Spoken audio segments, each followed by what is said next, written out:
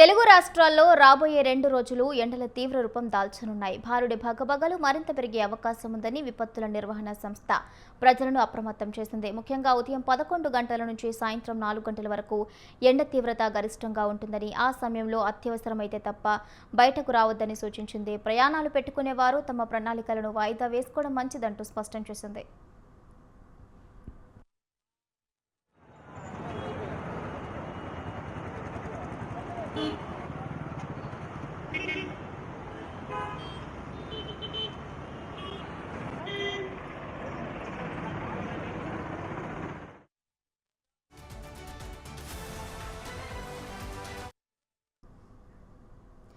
తెలుగు రాష్ట్రాల్లో రాబోయే 2 రోజులు ఎండలు తీవ్ర రూపం దాల్చనున్నాయి.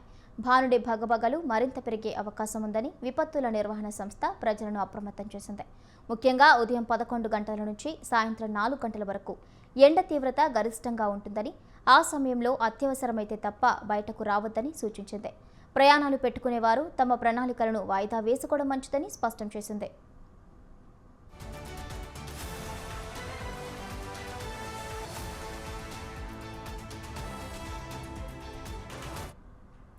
ఇక తెలుగు రాష్ట్రాల్లో ఎండల తీవ్రతకు సంబంధించి పూర్తి అప్డేట్స్ మా ప్రతినిధి సూర్యప్రకాష్ అందిస్తారు.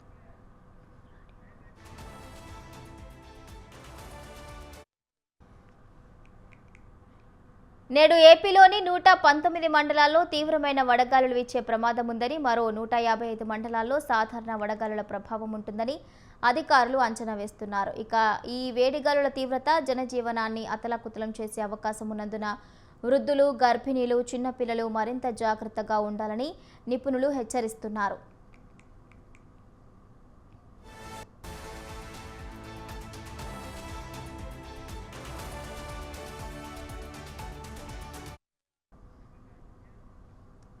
తెలుగు రాష్ట్రాల్లో రాబోయే 2 రోజులు ఎండలు తీవ్ర రూపం దాల్చనున్నాయి. భానుడి భగభగలు మరింత పెరిగే అవకాశం ఉందని విపత్తుల నిర్వహణ సంస్థ ప్రజలను అప్రమత్తం చేసింది. ముఖ్యంగా ఉదయం 11 గంటల నుంచి సాయంత్రం 4 గంటల వరకు ఎండ తీవ్రత గరిష్టంగా ఉంటుందని, ఆ సమయంలో అత్యవసరమైతే తప్ప బయటకు రావద్దని సూచించింది. ఇక ఇదే అంశానికి సంబంధించిన పూర్తి అప్డేట్స్ మా ప్రతినిధి సూర్యప్రకాష్ అందిస్తారు. సూర్యప్రకాష్. ఏదైతే 2 తెలుగు రాష్ట్రాలతో పాటు భారతదేశం మొత్తం కూడా ఈ యొక్క వేడి తాపం బాగుండి భగభగం అంటున్న పరిస్థితి కనిపిస్తుంది. గత కొంతకాలంగా గత 25 రోజులుగా కూడా ఇదే విధంగా ఉండటం, అలానే రాగల 2 రోజులు కూడా మరింత ఉష్ణోగ్రతలు అయితే అత్యధికంగా పెరిగే అవకాశం ఉంటుందని అయితే ఇప్పటికే వాతావరణ శాఖ అధికారులు అయితే ప్రధానంగా తెలియజేస్తున్నారు. దీనికి సంబంధించి తగు జాగ్రత్తలు తీసుకోవాలని చెప్పేసి కూడా వైద్య శాఖ కూడా పూర్తిగా తెలియజేసిన పరిస్థితి కనిపిస్తుంది.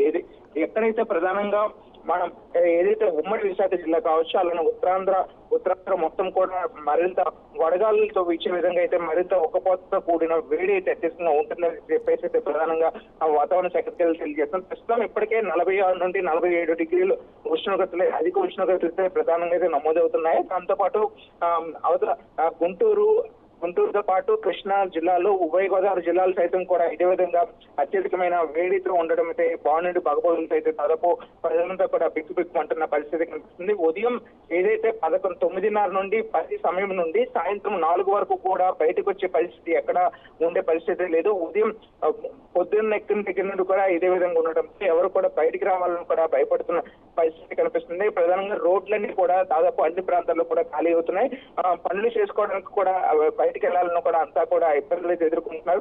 ప్రతి ఒక్కరు కూడా క్యాప్స్ అలానే గొడుగు వాడాలని చెప్పేసి వైద్య శాఖ అధికారులతో పాటు జిల్లా అధికారులు అయితే ప్రధానంగా తెలియజేస్తున్నారు. దీనికి సంబంధింంచి ఎవరైతే వాతావరణ శాఖ అధికారులు ఉన్నారో వాతావరణ శాఖ అధికారులు అయితే రాగల 2 రోజులు కూడా మరింత ఉష్ణోగ్రతలు అయితే పెరిగే అవకాశం ఉంటుంది.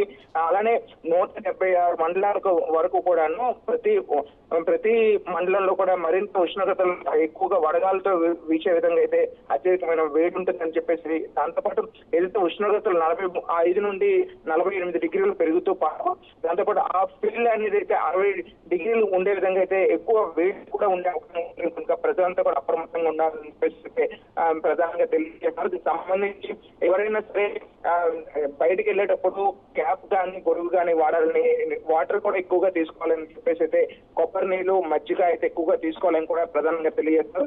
దీంతో పాటు అనవసరంగా ఎటువంటి పనులు ఏమి లేని సమయంలో అయితే బయటికి వెళ్లాల్సిన అవసరం లేకుండా ఇంటికే పరిమితం కావాలని చెప్పేసి వీలైనంత వరకు కూడా work from home K priority ఇవ్వాలని చెప్పేసి కూడా కొన్ని ఆఫీసులు సైతం కూడా ప్రధానంగా తెలియజేసిన పరిస్థితి కనిపిస్తుంది భవాని.